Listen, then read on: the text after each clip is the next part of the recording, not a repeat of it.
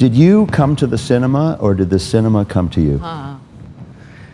Do we come to life, or is life coming to us? You know, it's hard to define where's the...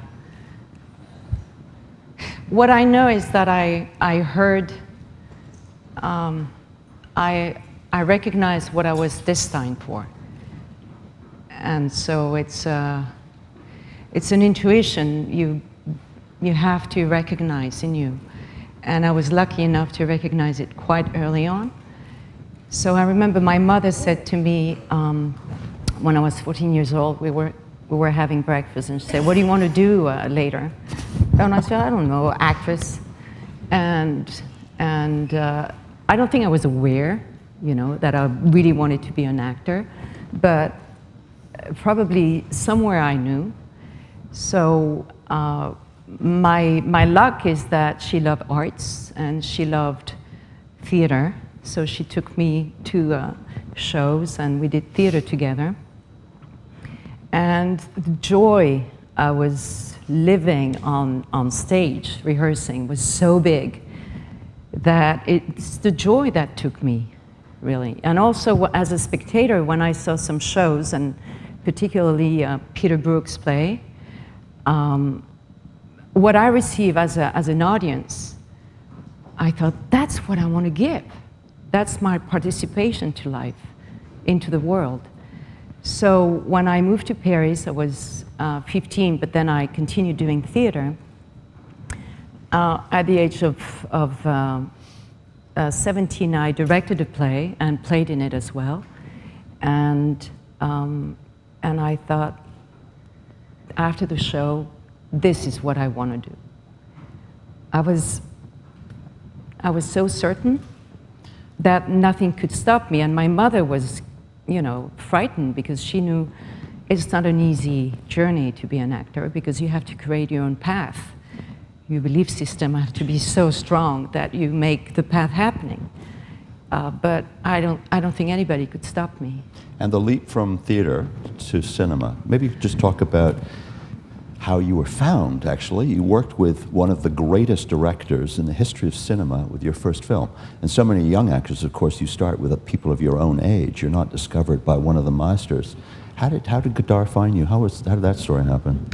Well, first of all, I understood that as an actor, you have to have good pictures to show to the casting directors and all. So I was scratching my head and thinking, how can I get good pictures of myself? And it was very expensive as well. So my first boyfriend was Italian, and he was taking pictures. And I remember he took pictures of me, and once I asked him again, you know, to get different perspective of myself, and he didn't want to, and I got really pissed off with him. And he actually said yes, so he took pictures, and the pictures were actually good, because there was something inside me that was so angry with him. And so I developed my own pictures in the bathroom with the dark room, and I did all this stuff I learned technically, because I didn't have the money, so I have to be smart. And so I started doing, you know, with the acids and all the stuff. And I gave a picture to Godard of that session, photo session, and it's because of that picture he took me. So, because I did some tests with him. I did like 5 tests. It was so hard, because I was working as a cashier in a big department store in Paris while I was doing my theater classes. And I remember I was starting to be learning how to be a cashier. And I remember I was packing. I was the one packing, as the older woman was a cashier, so she would sit down, and it was like 8 hours sitting up and packing like this, and my hands were so dirty, and I asked if I could sit down as well and be the cashier, so I could, you know, rest a little bit. And she said, "No, you're starting."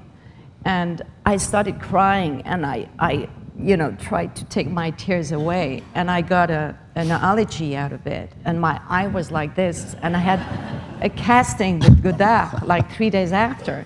So desperately, I went to the pharmacy trying to find the right thing to calm this down.